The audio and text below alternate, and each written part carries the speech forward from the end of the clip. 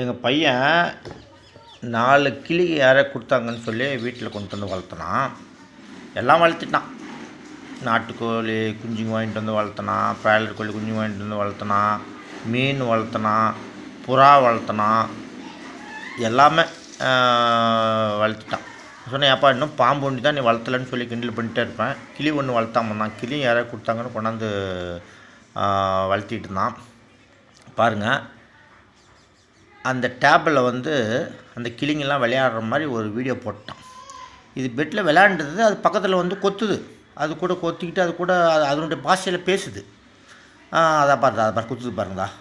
குத்துதுன்னா அது கூட அப்படியே அதுக்கு நெருங்குது. அதாவது மேலே ஒன்று போய் ஏறி உக்காந்துச்சு பாருங்கள்.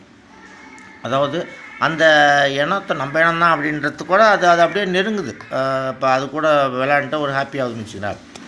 ஒரு நாட்டில் ஏதோ ஒரு கொக்கு இனம் அழியுது அப்படின்ட்டு. இப்போ டைனோசர் அழிஞ்சு போன மாதிரி யானை தான் நம்ம இருக்கிறதுலே பெரிய உயிரினம். அதுவும் பல வருஷம் கழித்து அப்படியே அழியறதுக்கு வாய்ப்பு இருக்குது இல்லையா? அழிஞ்சிடுச்சுன்னா இன்னும் ஒரு 200 வருஷம் கழித்து 100 வருஷம் கழித்து யானைன்னு ஒரு பெரிய உயிரினம் இருந்துச்சு இந்த பூமியில் அப்படின்னு சொல்லிட்டு டைனோசர் ஜுராசிக் பார்க் டைனோசர் எடுத்த மாதிரி யானையை வச்சு ஒரு பெரிய யானை இருக்கிற மாதிரி ஒரு படம் எடுப்பாங்க. அந்த மாதிரி அந்த உயிரினங்கள்லாம் அழியுதுன்ட்டு, அந்த கொக்கு உயிரினங்கள்லாம் அழியுது அப்படின்ட்டு அந்த நாடு என்ன பண்ணிச்சான், ஒரு 50 தான் கிடச்சிருக்குது அந்த கொக்குங்க. அதை எடுத்துகிட்டு போய் இனப்பெருக்கம் பண்ணி அதிகம் பண்ணலாம் அப்படின்றதுக்காக போய் வச்சு பார்த்தாங்களாம். மொட்டை இல்லையா, ஒன்றுமே பண்ணலையா, அப்படியே அது வாக்கில் அப்படியே இருக்குதான். என்னடா அப்புறம் ஆராய்ச்சி பண்ணி பார்த்துட்டு அதை பற்றி எல்லாம் சர்ச் பண்ணி எல்லாம் தேடினா அதனுடைய இனங்கள் நிறையா இருந்துச்சுன்னா தான் முட்டைட்டு குஞ்சு பறித்து இனப்பெருக்கம் பண்ணுமா அப்படின்னு சொல்லிட்டு உடனே என்ன பண்ணியிருக்கிறாங்க, இந்த மாதிரி டிவியில் எல்லாமே சுற்றி டிவியில் வச்சுட்டாங்களா. அந்த பறவைகள் இருக்கிற இதை சுற்றி வச்ச உடனே இது எல்லாம் நம்ம கும்பல் அதிகமாகிடுச்சு, இப்போ நிறையா ஆகிடுச்சு அப்படின்னு சொல்லிவிட்டு அது ஒரு ஃபீல் ஆகுது இல்லையா? அது அப்படி இது மாதிரி பார்த்த மாதிரி நிறைய முட்டைட்டு குஞ்சு பறிச்சிக்க ஆரம்பிச்சிருச்சான். எல்லாத்தையும் ஒன்றா சேர்த்து எடுத்துகிட்டு போய் ஃபாரஸ்ட்டில் விட்டாங்களாம்.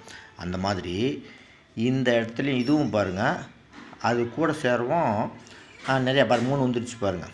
அது கூட சேரவும் நிறையா இருக்கிற மாதிரி அதுக்கு ஒரு ஃபீல் ஆகுது.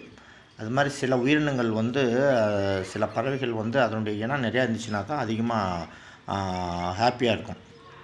கொக்கு பாருங்கள், வி ஷேப்பில் தான் பறந்துக்கிட்டே போயிட்டே இருக்கும். அது ஒன்றோட ஒன்று வைப்ரேஷன் கிடைக்குதான், ஊக்குவிக்கிற மாதிரி, உந்து சக்தி மாதிரி, ஒரு கரண்ட் ஷாக்கு கொடுத்த மாதிரி அதுக்கு ஒரு புத்துணர்ச்சி கிடைக்குதான். அது மாதிரி மனிதர்களும் ஒற்றுமையாக இருக்கணும். நன்றி.